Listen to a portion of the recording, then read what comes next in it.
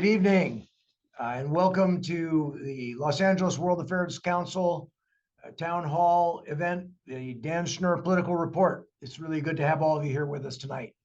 I'm Dr. Richard Downey. I'm the president and CEO of the Los Angeles World Affairs Council Town Hall. And tonight's going to be a very interesting session, as Dan's going to be talking about presidential debates. He'll be talking about courtroom drama. I'm sure you've been following that. As well as the party conventions that are coming up this summer. So it'll be very exciting. If you have a question, please go down to the bottom of your screen and you'll see that little Q&A area down there. You can type your question in at any time. And about 30 minutes into the program, Katie Gilman will start to monitor the questions and answers and start those. And by the way, this is kind of a sad day for us. Katie's last day in the office as a staff member is tomorrow. And so she'll still, fortunately, she'll still be working with us remotely. So this is not goodbye, but she's going off to New York City to become a dancer. So if any of you have connections in New York City, in the dancing theater area, I'm sure she'd welcome any assistance. We're still looking, by the way, some of you may remember I said we were trying to do the hybrid version of the Dan Schnur Political Report with a live audience and the hybrid, the webinar jointly together there in a hybrid fashion. We're still looking for the right venue. So please stay tuned for more updates on that. For those of you who are anxious to see Dan in person, that's coming up. By the way, if any of you would like to join us, as you'll see Kathy Krass do tonight, on screen, asking questions, please also let Katie know. We'd love to have you on screen if you're like to join us for questions that way.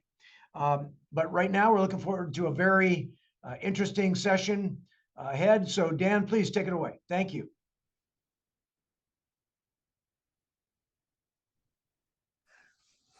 Well, thank you, Richard. And thanks to all of you for being with us tonight. As always, I'm really grateful for your participation. It's remarkable to me that we've been doing this for almost 4.5 years now. And over those 4.5 years, I've worked with 4 really remarkable and really impressive young people who've played the role of producer for our webinar. And I have, like Richard said, I have tremendously enjoyed working with Katie, and I'm going to embarrass her a little bit more at the end of the webinar tonight. But I'll just want to make sure all of you know that when you see her or have seen her predecessors on screen, that's really only a very small sliver of the tremendous amount of work that they do to make these webinars happen. And Katie, we are all very, very grateful to you. And I'm glad you'll be sticking around in a hybrid role for the time being. I'm glad we'll be able to keep working together. But I know that we're on the clock now. And on behalf of all of those of us who love the LA World Affairs Council Town Hall, we want to thank you. And we're all very, very grateful to you for all of the amazing work that you've done. So I embarrassed Katie off screen, much to her good fortune. And so what I'm going to do now is shift into tonight's program, because here we sit in June of a presidential election year in what I will, in a somewhat understated fashion, refer to as somewhat unusual political circumstances.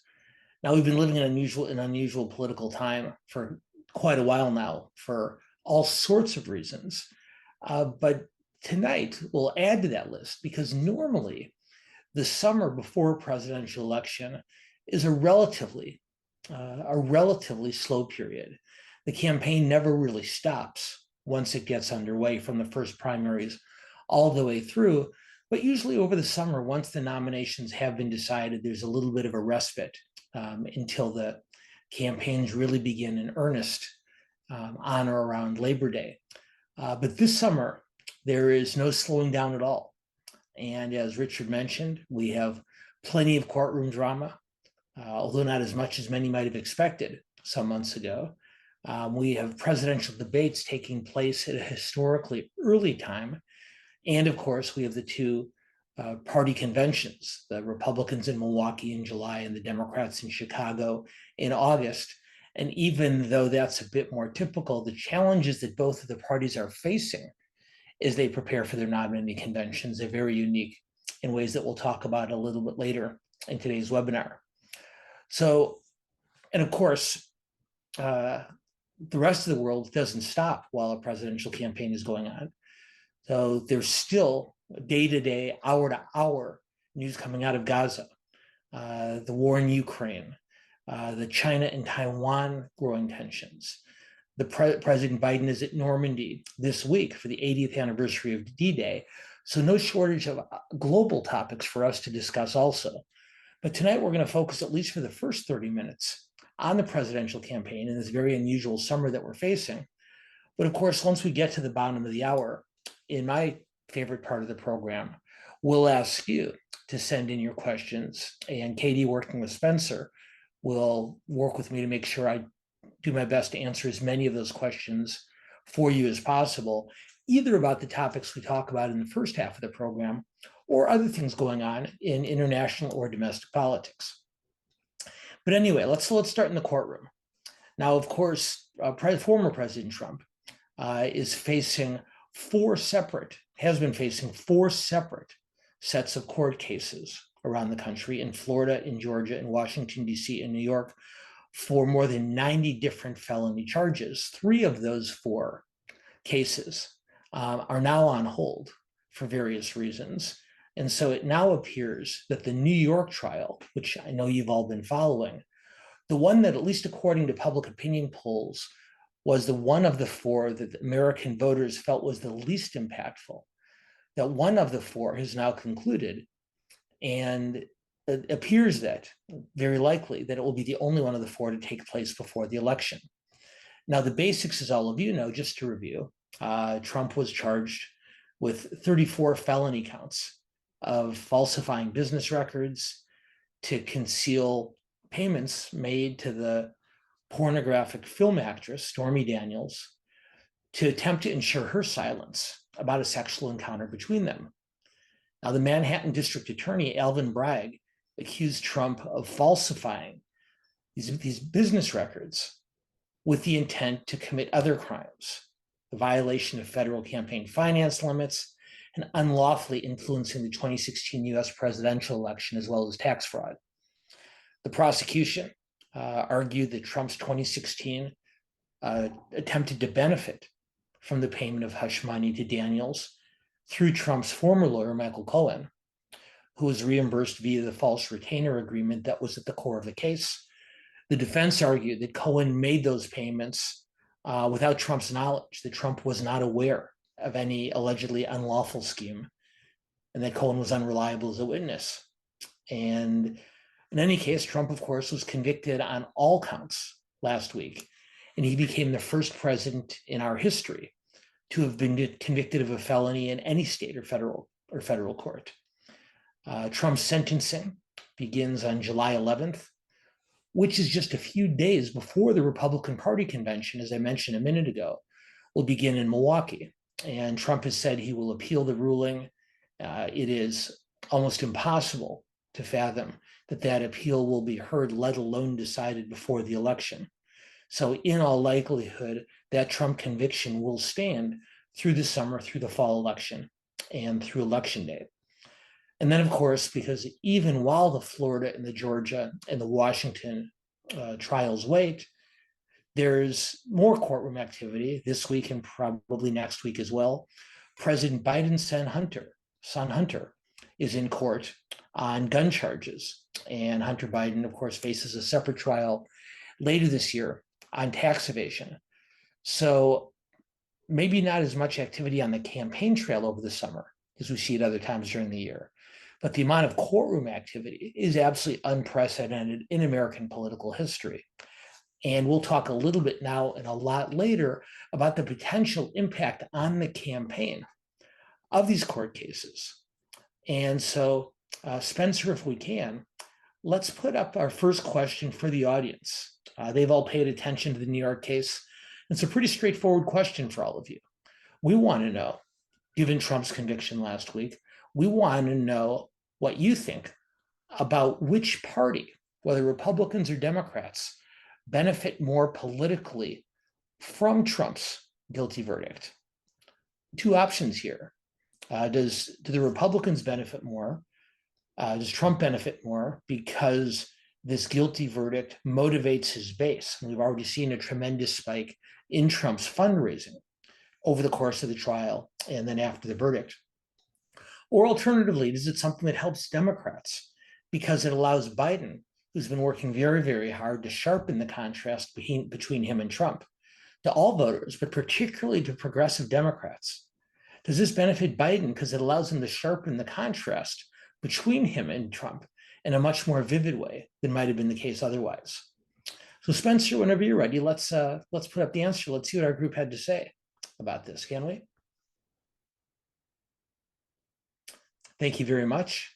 Look at that. By an almost 2-to-1 margin, 62% of you believe that the Democrats benefit from the decision because it sharpens the contrast between him and Trump.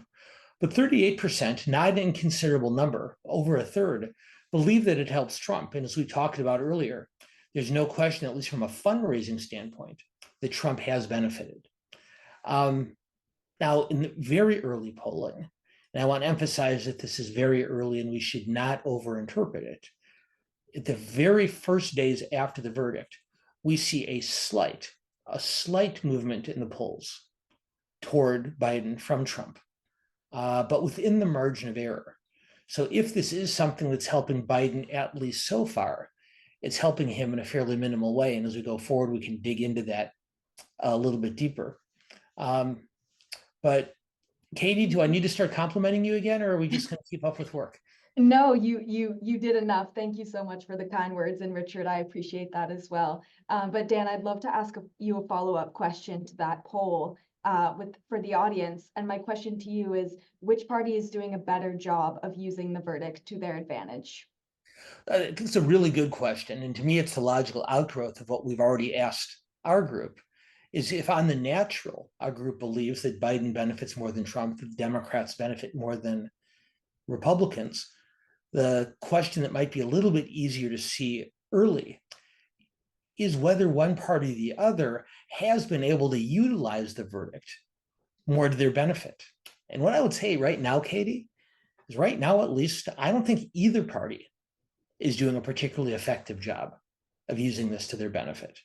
So our group may be right that ultimately Biden will benefit more. And the polls, as I said earlier, do show a very slight movement in his direction.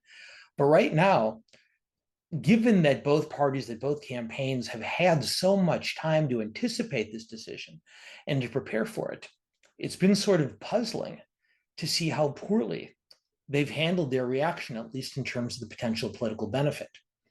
Now, Trump, of course, and his most loyal supporters have been extremely and characteristically very aggressive in criticizing the judge and the judicial system. And as we noted earlier, that's a very effective way of motivating Trump's base, both donors and grassroots activists. But I don't know that that's a particularly effective message with swing voters. And ultimately, Trump, in order to win this election, if he is going to win, as important as it is for him to motivate his base, he has to be able to reach beyond that core of his most loyal supporters to the middle of the political spectrum. And I haven't seen anything from him or his campaign yet that suggests that they have a strategy in place for reaching out beyond his currently most committed loyalists. And as far as the Democrats, this is even more puzzling. This is something, like as I said earlier, that's been going on for some time. It's not like it snuck up on them. But in the first several days after the verdict, the Democrats, I don't think, really have a very unified message on this. Some Democrats, particularly the most progressive members of the party, have been just as aggressive and just as combative toward Trump as Trump has been toward the judge. But other Democrats, including the president, have been much more measured on this. And when Democratic strategists are asked what the campaign plan is over the next several months, they said, well, we're going to talk about this, but we're also going to talk about the issues. We're going to do both. And what I will say is someone who worked on a lot of campaigns and has watched a lot more campaigns since my own days on the trail, is that while it's always easy to fudge and say, well, we'll do both, well, at a certain point in your campaign always emphasizes one thing over everything else. And it doesn't appear to me right now that the Biden campaign has yet come to a conclusion about how much they're going to talk about this in relationship to the day-to-day issues that voters face. And as I said a moment ago, that's puzzling to me, both at the lack of preparation and then lack of effectiveness from both the Democratic and the Republican camps. Spencer, I'm going to ask for your help again. If you don't mind, let's put up our next question for the audience. I'm not going to ask them to dig quite that deeply into strategy, but I am going to ask you a more personal question. I mentioned earlier that public opinion polls showed a very slight movement in the first several days after the verdict toward Biden, but only a slight one. So now let's ask our group whether this has affected your thinking. And we have 4 options for you here. Does this change your opinion? Option 1, yes. You can say, I thought Trump was going to win, but now I think Biden will win because of the advantage this gives him.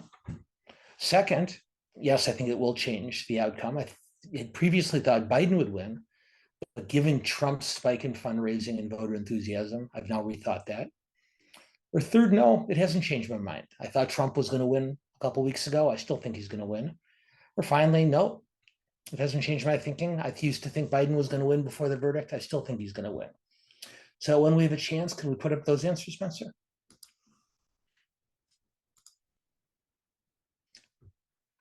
Wow, very interesting. I know from prior polling and prior conversations that our group does lean somewhat heavily toward Biden and continues to. 70% of our group thought that Biden was going to win. Nothing changed at all. Only 3% thought Biden would win, and this changed their mind away from Biden toward Trump. But interestingly, a core but committed group of our cohort still thinks that Trump is going to win, and 12%, not a particularly large number, changed their mind from Trump to Biden. So interesting to me, when we put the 2 poll questions for all of you together, what I see is, number 1, a group of people who felt fairly strongly that Biden benefited, but then only a relatively small number who changed their mind as a result of this. Very, very interesting. We're going to talk much more about this, I have a feeling, in the second portion of the program, once we start getting to your questions. But before we do that, I also want to talk about the debates, because I talked about how atypical a campaign season this is in so many ways. And I know what a lot of you are thinking is, well, what's so atypical about debates? As most of you know, there have been presidential debates in every general election since 1976, when Jimmy Carter and Gerald Ford debated. John F. Kennedy and Richard Nixon famously, of course, debated in 1960. But in the next few elections after that, debates did not take place. Interesting historical footnote.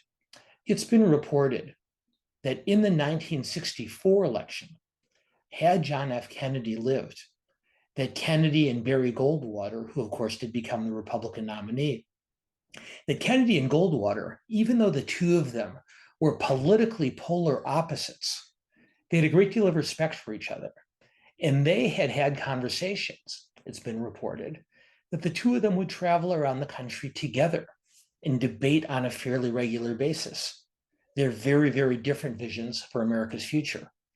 Sadly, tragically, that never happened, but an interesting footnote. And again, by the 1970s, the debates were instituted, and they've taken place for almost half a century now. It looked earlier this year like the debates might not happen for all sorts of reasons, but both Biden and Trump, and this is somewhat unique, both Biden and Trump are absolutely convinced that they will absolutely eviscerate their opponent on the debate stage. So both of them were extremely eager to debate. Normally, even in a close race, one campaign's much more aggressive about a debate, the other's much more reluctant. But in this one, they both wanted it. And two debates came together very, very quickly. But what's unique about this is not the nature of the debates, but the timing. Normally, for the last 40, almost 50 years, presidential general election debates have taken place in the last months of the general election, in September and October, in the last weeks of the campaign, when the largest number of voters are paying attention to the race, and those debates will draw the largest television viewing audience. This year, both Trump and Biden were so eager to debate that the first debate is taking place in just a few weeks. On June 27th, just a few weeks before the conventions begin. And we never in modern history have had a debate at such an early stage. And we'll talk a little bit later about why both Trump and Biden wanted it this early, but that's very atypical, and it's going to change the calculus for both campaigns as they prepare their candidates for the debate. And when we meet again in early July, we'll have a chance to revisit that. But in the meantime, Spencer, once again, I'm calling on you. We have another question for our group about the debate. Pretty straightforward one here. There's been a lot of back and forth with both campaigns accusing the other of not really wanting to debate. So my question for you is, do you think the debate scheduled for later this month will actually take place? And a few different options here. The most straightforward is yes, it will go ahead as scheduled with Biden and Trump. But another option I'm interested in your thoughts on is, do you think the debate might go forward with not only Joe Biden and Donald Trump, but with Robert Kennedy Jr.? We talked about his potential participation a lot last month. And right now it is somewhat uncertain as to whether Kennedy will qualify for the debate or not. So I'm interested in whether you think that's a possibility. And then finally, do you think, no, with all this hoopla, it's not going to happen?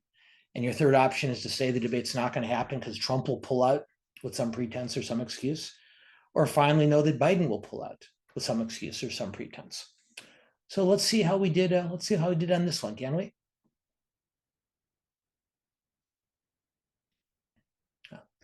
This is a very optimistic audience. I like that. 75%, 3/4 of you believe the debate's going to go forward with just the two major party candidates. Interestingly, only 6% of our group thinks that Robert Kennedy will be added. He currently has reached over 15% in 3 national polls, and he needs to get to the threshold of 4. Need one more poll in which he gets at least 15% of the vote nationwide in order to qualify on that front. But the real challenge for Kennedy is whether he can qualify for ballot access in enough states by late June, and that is much more uncertain. Interesting also, 18% to almost 1/5 of you, almost 1 out of every 5 of you think Trump's going to pull out even after all that bluster. And only 1% think that Biden won't debate. Really interesting, don't you think, Katie? I do think that's really interesting. And another question is coming up for me that I want to ask you, and that's, who is the debate most important for? Boy, it's the right question to ask, and it gets back to the reason that it came together so quickly, not just so early in the campaign schedule, but so quickly did the negotiations lead to an agreement. And don't get me wrong, as I said earlier, both candidates are very confident that they can just wipe up the debate stage with their opponent. But I'll be honest with you, Katie, Biden and his campaign wanted this debate even more than Trump did. And Biden and his advisors have understood from the very beginning, as we talked about a little bit earlier today, that he needs to frame this race as a contrast, as a comparison between him and Trump. And one of Biden's oldest and favorite sayings is he likes to say, "Don't compare me to the Almighty, compare me to the alternative." And as many incumbents understand, their chances of re-election are a lot better when the voters consider the choice as a decision between two alternatives rather than an up or down referendum on the incumbent. And Biden and his campaign very badly want this to be Biden or Trump, as opposed to Biden yes or no. And so they believe that by getting on the debate stage early, that can help frame the race in the mind of voters in a way that might otherwise have been much more difficult. So again, both sides wanted this, but Biden, and particularly given the fact that he struggled a little bit in the polls, the Biden campaign wanted this more. Now, we have another question. I have another question for the audience. And we're shifting now from the politics to the substance of the debate. Obviously, in a relatively short debate, there's not time to cover every issue, certainly not in the depth or detail that we'd want to hear from our presidential contenders. But Spencer, if we can put up the next question and get an opinion from our group again. Question this time is not what issue do you believe will be discussed most in the debate?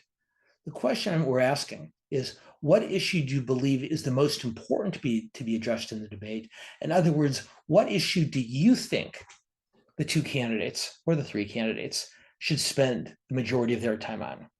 Do you want to see them spend most of their time talking about the economy and inflation? Do you want to see them spending most time talking about abortion rights and healthcare? You want to see them talking most about immigration and the border, particularly in light of President Biden's announcement earlier this week on asylum policy, and what I predict will be a corresponding policy on some type of legalization process in the next week or two before the debate takes place. Fourth, should they talk about Trump's legal challenges? Should that be the primary focus of the debate? And or finally, should they be talking about the US's role in the world, in Ukraine, in Israel, in Taiwan, and elsewhere? And so let's see what our group had to say on this one,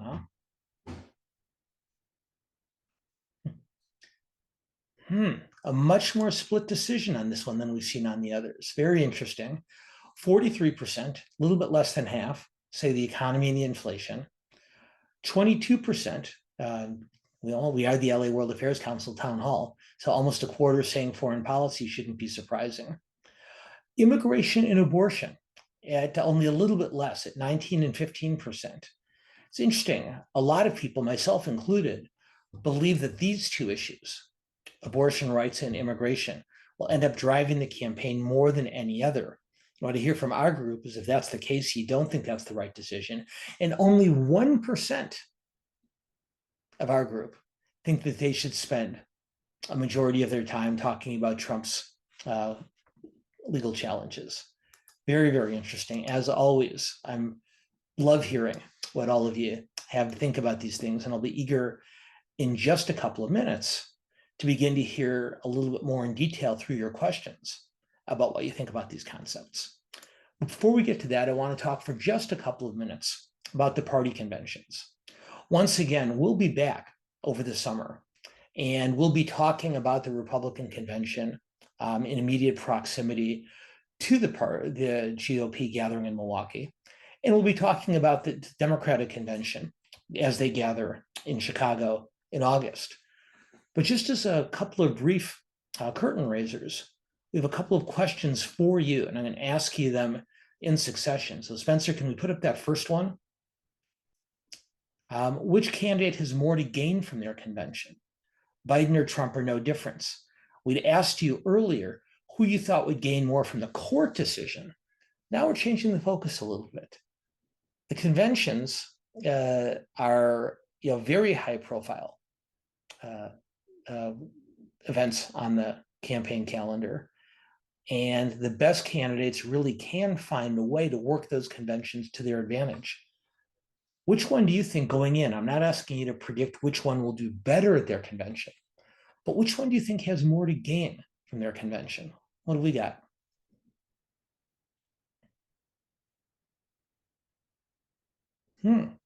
That is a very pronounced lean, 60% to 10%, 6-1. Those of you who believe that Biden has more to gain from the convention, only 10% say Trump.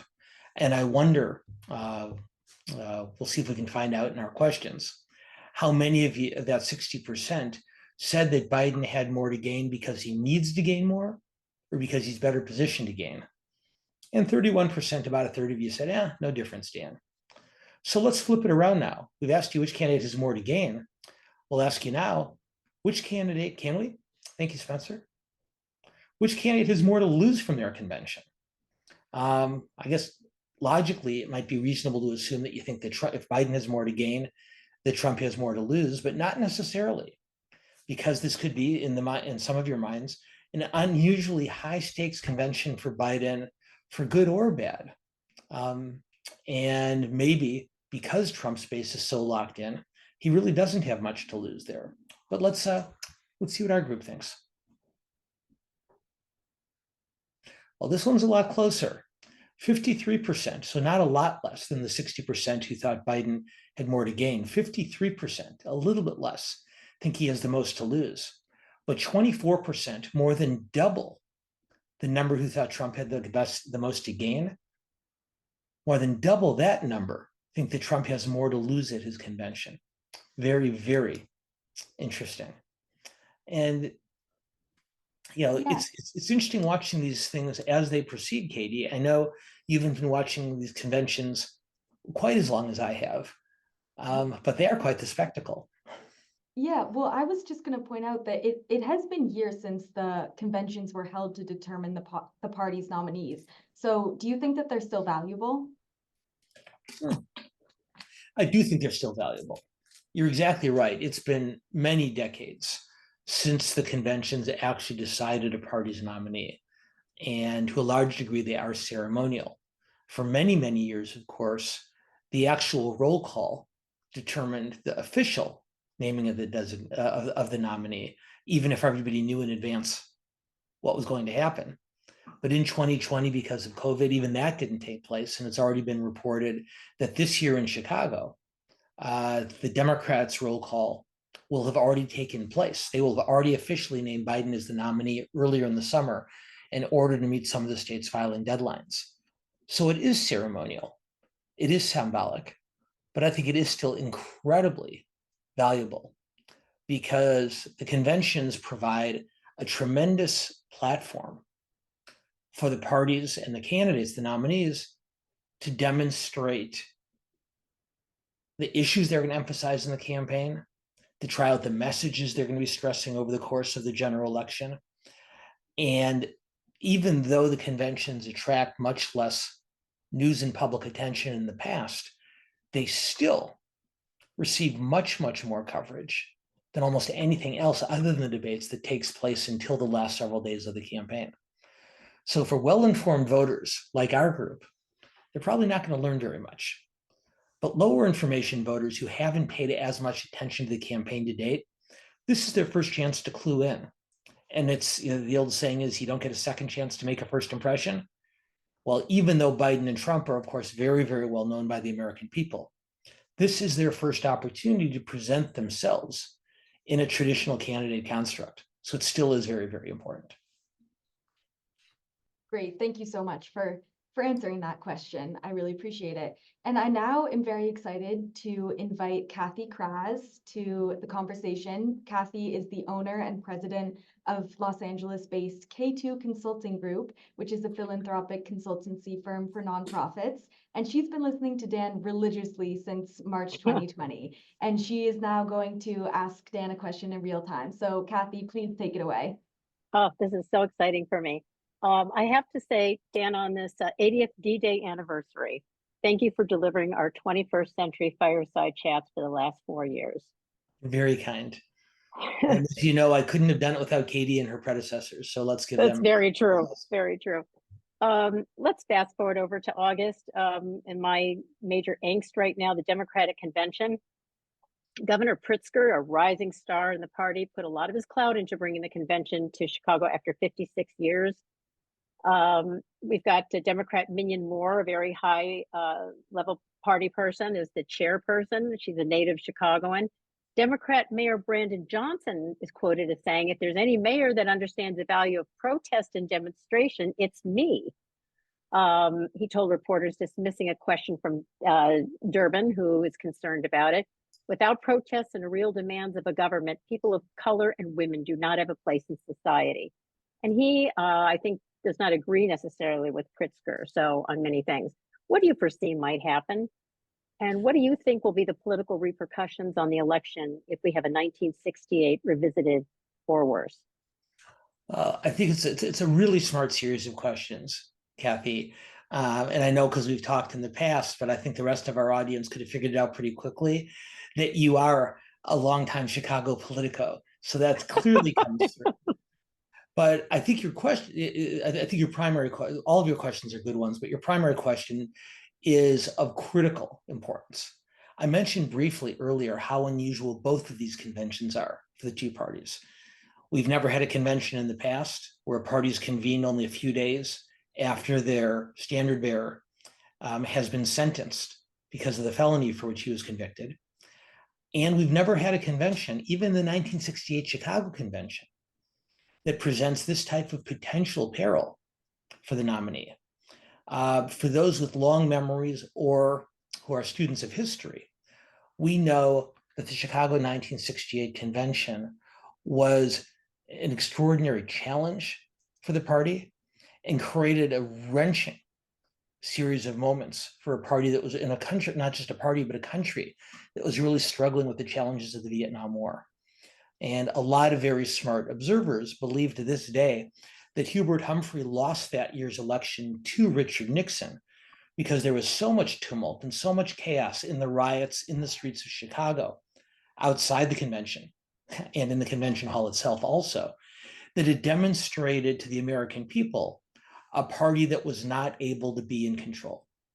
What we know is that particularly during unsettling times, during wartime, during recession, during times of unrest, what the American people crave more than anything else is stability.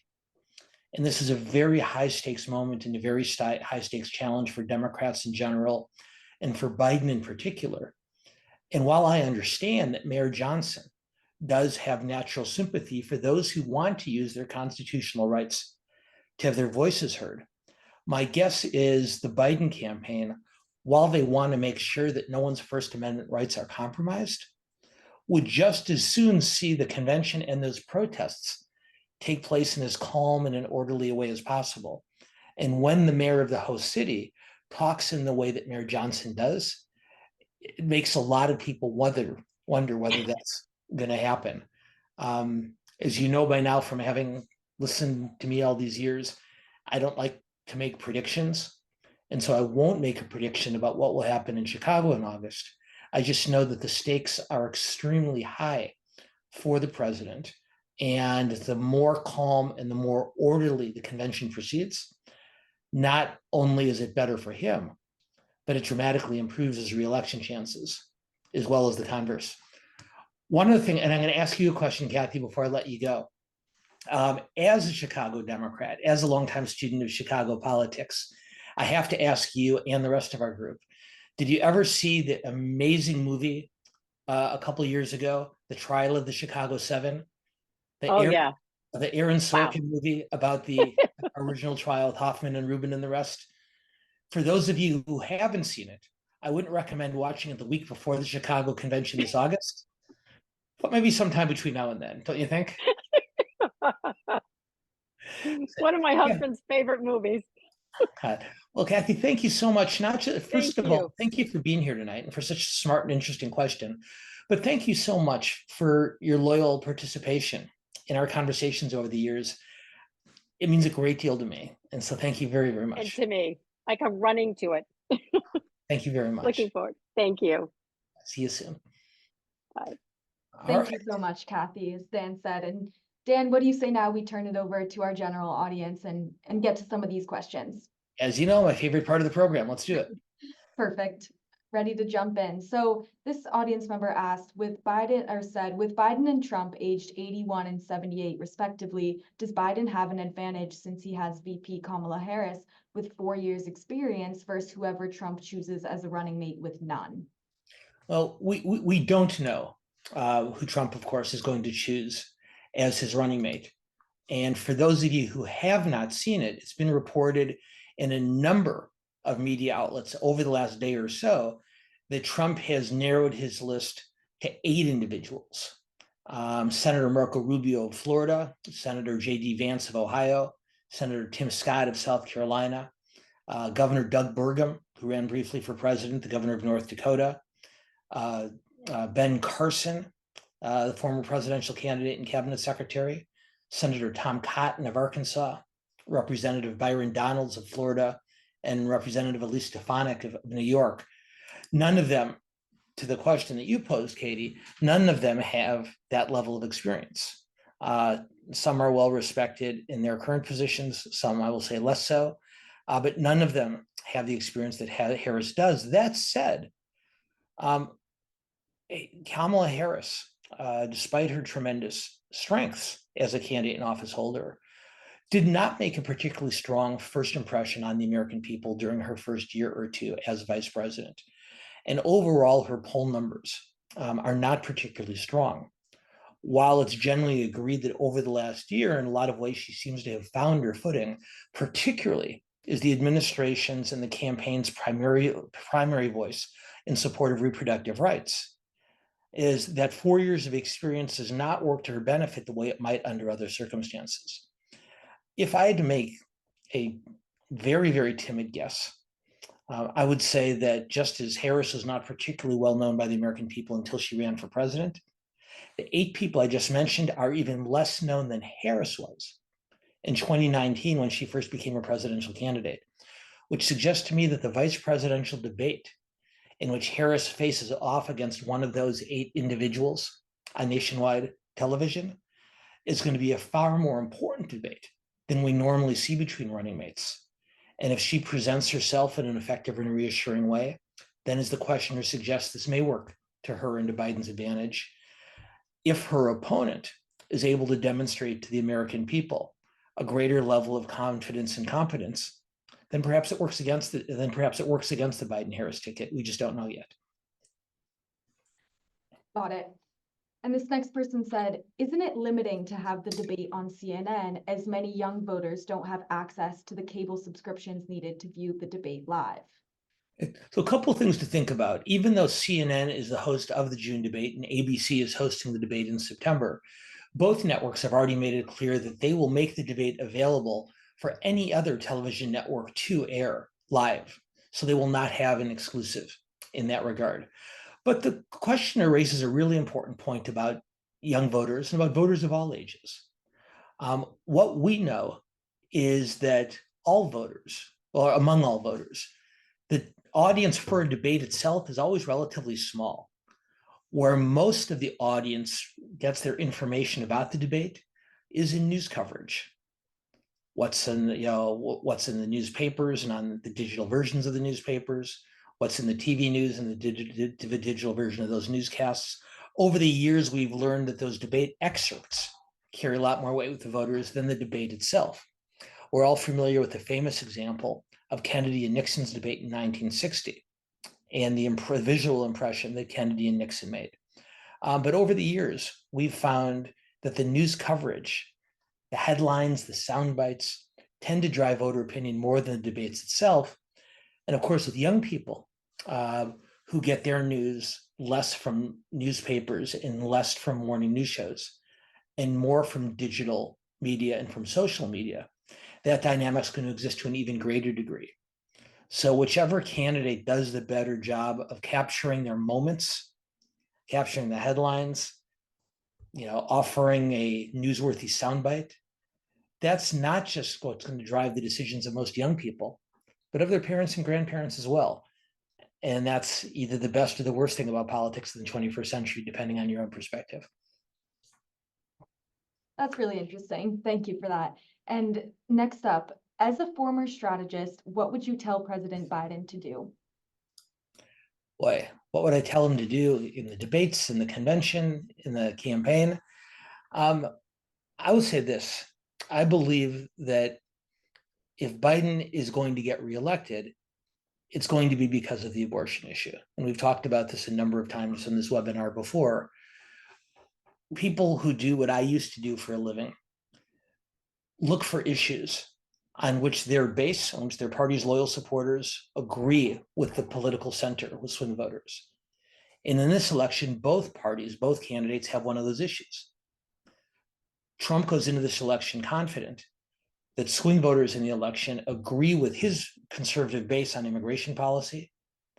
Biden knows just as well that the center of the political spectrum agrees with his base on abortion.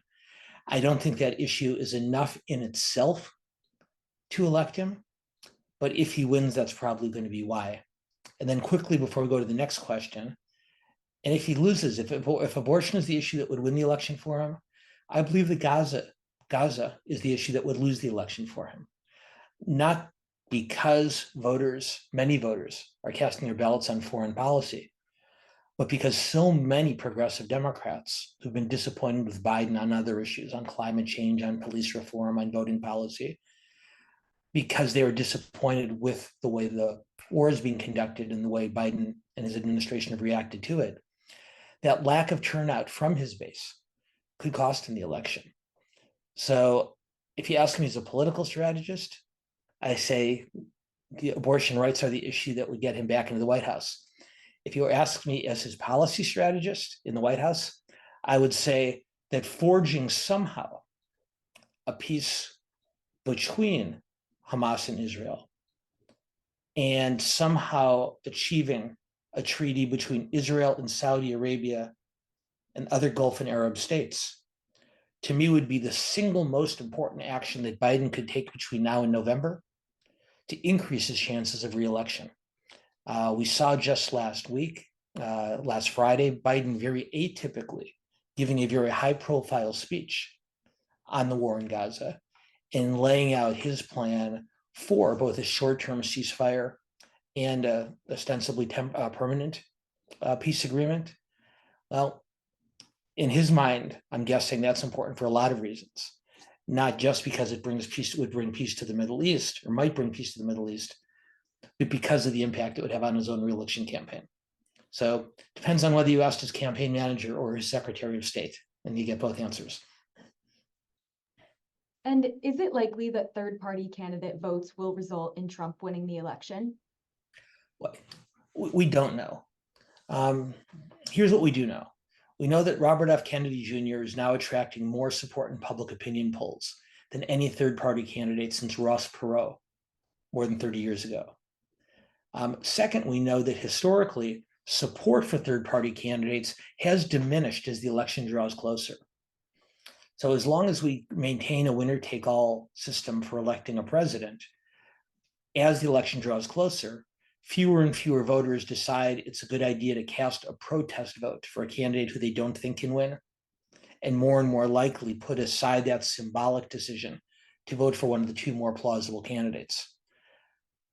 Third, we know that in both of the last two elections, the third-party candidate got more votes than the losing candidate in enough states that would have allowed that losing candidate to win. We all know, not we all, but many of us have read that Jill Stein, the Green Party candidate, received more votes in key swing states in 2016 than was the margin between Hillary Clinton and Donald Trump. And so if all of those Green Party votes had gone for Stein, Clinton would have been elected president. What gets less attention is in 2020, the Libertarian Party candidate, a woman by the name of Jo Jorgensen, received more votes in key swing states than the difference between Trump and Biden. And if all of Jorgensen's Libertarian votes had gone for Trump, he would have won those swing states and would have won the election. Those with somewhat longer memories remember the much more visible role that Ralph Nader played in Al Gore's defeat way back in the 2000 election. My point is, we don't know whether this hurts or helps Trump or Biden because the margins are so small. Of the probably half a dozen most contested swing states in this election, the margin in the polls between Trump and Biden is within the margin of error. So it wouldn't take a lot of votes for Kennedy or Jill Stein or Cornel West to turn the election in one direction or another. So here's some things you can look for going forward. But the honest answer to the question is we just don't know yet. Let's revisit it. And I hope you're still with us then, maybe in our September show. Sounds good. And let's talk about these key swing states for just one more second. This audience member asked, what appears to be the most important issues on the minds of swing voters in the key swing states? Well, the economy has generally ranked as the highest level priority issue for voters throughout most of the election. But going back to a point I made earlier, the voters who are most likely to change their minds in this election are looking at the abortion and immigration issues. So depending on how you define important, the economy and the unsettled feeling that many voters have for their and the country's economic future is the most consistent ranking issue in terms of their priorities. But I do believe, as I've told this group many times, I believe that the ability of either Trump or Biden to mitigate the damage they would face on the issue at which they're at a disadvantage will ultimately determine this election. In other words, let me just rephrase that in a more coherent way.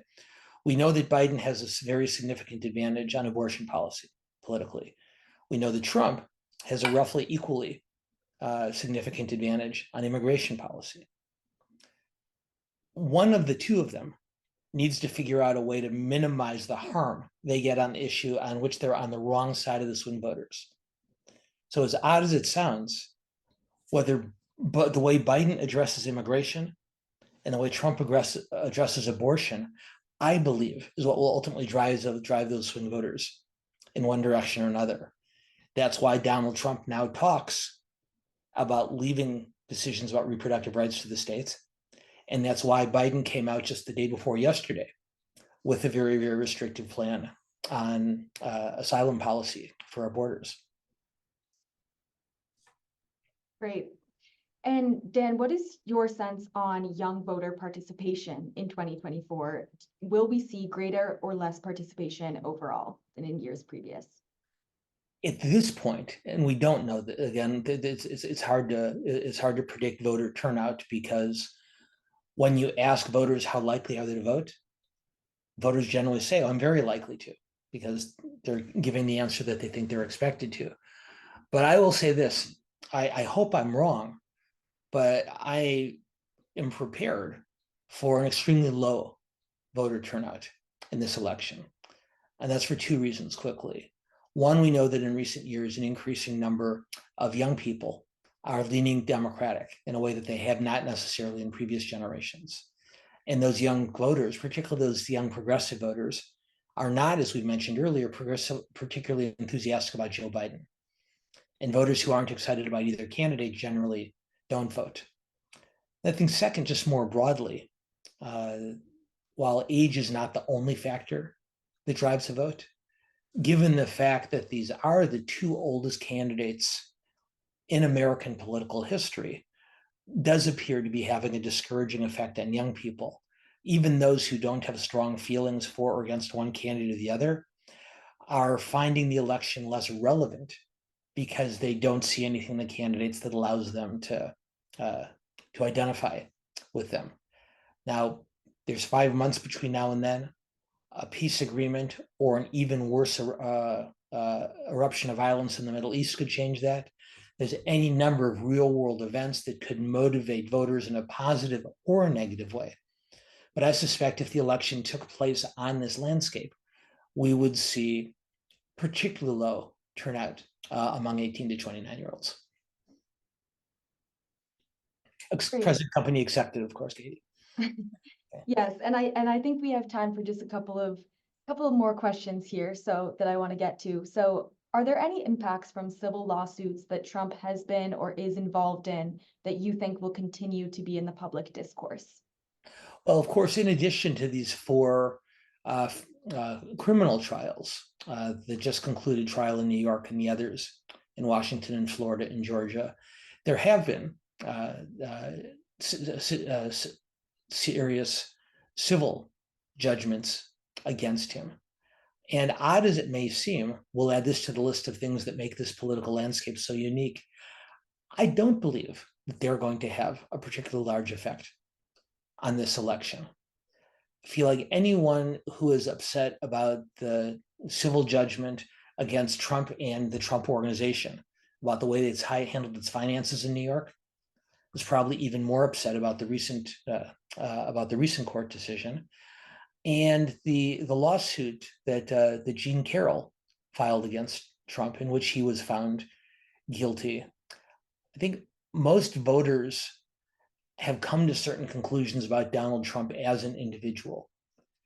And they've either decided that actions and decisions like those are disqualifying, or while they're not particularly tasteful, are not enough to convince a voter to oppose him because of feelings on policy matters. So under almost any other circumstance, a civil trial like either of the two we just mentioned would have an immense impact. This November, I think that's less the case.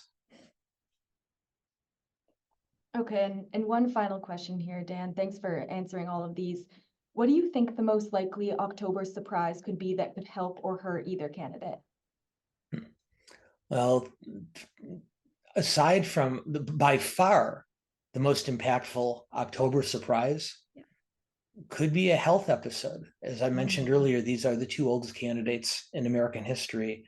Either one of them could suffer some type of medical challenge that would fundamentally upend the race. Short of that, for Biden, I'll go back to what I said earlier. If he can pull off an October surprise with an agreement, either a specific agreement in Gaza or a broader Israel, Saudi Arabia, Middle Eastern treaty, to me that is an October surprise that, as I mentioned earlier, could in fact win the election for him. For Trump, I suspect, I don't think it's something he can cause, but if we were to see a very large spike in undocumented immigrants crossing the border this fall, or if we were to see a series of high-profile incidents in which an undocumented immigrant performs some type of violent crime, that's the same type of last-minute news impactor that could change the trajectory of the election. But again, I think it's worth remembering, and the question's a smart one, but in this context, remember that not only are these the two oldest candidates in American political history, it's the first time two candidates have run against each other twice in a row since the 1952 and the 1956 elections. So these are also the most familiar presidential candidates in American history. Doesn't leave much room for surprises. Thank you again, Dan, so much for all of that. And I'd love to open the floor to you to give any closing remarks, and also open the floor to Richard as well to finish out this program. Oh, well, as always, I want to thank all of you for joining us. As Kathy was gracious enough to mention, we've been doing this for almost 4.5 years now, and it never ceases to impress me and amaze me how many of you continue to come to be part of these conversations. It means a great deal to me. I do want to thank Kathy for being with us. I want to thank Spencer for helping us behind the scenes today with the poll questions. I want to thank Richard for the leadership that he's providing our organization. It's been really extraordinary having you in this role, Richard. I know I speak for a lot of people when I say we feel we're lucky to have you, and we're excited for the future that you're charting for all of us. But mostly, I want to thank not just my producer, I want to thank my friend Katie Gilman, who's been absolutely phenomenal in this role since day one. And I know we'll probably see her or hear her as we work through a staffing transition. But since this is her last official day with us, I want to thank her for just all the wonderful, wonderful work she's done, and how grateful I am to her, and how much luck I wish her in the future, and how confident I am that she's going to accomplish amazing things in her next steps. Thank you so much, really, Dan. It's been an amazing opportunity for me to help you with these webinars. So thank you for everyone who's been a part of it over the years. And well, Dan and Kathy and Katie, thank you so much. Dan, thanks for your very kind words, and Katie, I tell you, we're gonna miss you terribly, even though you'll be still with us remotely, but it won't be the same as having you here. But we wish you all the best when you are there in New York. I know you're gonna do great things. But Dan, thank you so much tonight for always excellent, insightful analysis. And those of you, by the way, who are members, there's a follow on to this. You are the members only session with Dan is following on. And by the way, if you are not a member, I know there's a large audience. If you are not a member, we would really appreciate you joining and becoming a member. It's very helpful for us, and we hope it'll be helpful for you. In the chat section, I think Katie has put the link where you need to go to do that. Really, if you would be kind enough, we would really appreciate you becoming a member. So we would appreciate it, but I'll also say this: as much as I enjoy answering questions that you've all written in this program, in our post-game show, we get to, because it's a smaller group, we get to have a conversation verbally. And not only do members get a chance to ask questions, they get a chance to ask follow-up questions. I get a chance to ask them questions. And to me, it's a really, really neat experience. And I hope at least some of you will think about joining us. Oh, thank you, Dan. And another thing about being a member is you come to our events. We have some great events, and we have a couple coming up here this month and next month. I want to let you know about. On the 28th of this month, we have Ron Salpeter, who is going to be talking about disruptive technologies and innovation hubs. So if you're into tech, if you're into entrepreneurship and innovation, that's the one to come to on the 28th of this month. Then on the 11th of July, we have a two-time defector from North Korea, Timothy Cho, which should be really interesting. I don't know quite how he did that, but that we'll find out a little more about that. Another opportunity that I want to let you know about is we're doing a delegation to Panama, and should be very interesting. We have a couple of spots left on it, and it will be going from the 18th to the 23rd of August. But what we'll be doing, we'll be going to visit with the Panamanian political leadership. We'll be going to the U.S. Embassy there, meeting with the ambassador and her country team. We'll be going to the canal. We'll be going to see a lot of the ecological sites and a lot of the history of the region, the U.S. presence there, and much of the history of the region. So anybody can go to Panama, but you won't see the kinds of things you would get to see and do on a delegation like this. So I hope you will, if you're interested, please contact our programs manager, Spencer Gross. And again, I thank you very much for being here tonight. Great questions tonight, and I know you members will enjoy following on with the members only session with Dan. So to all, thank you again and have a great night. Thanks, everybody.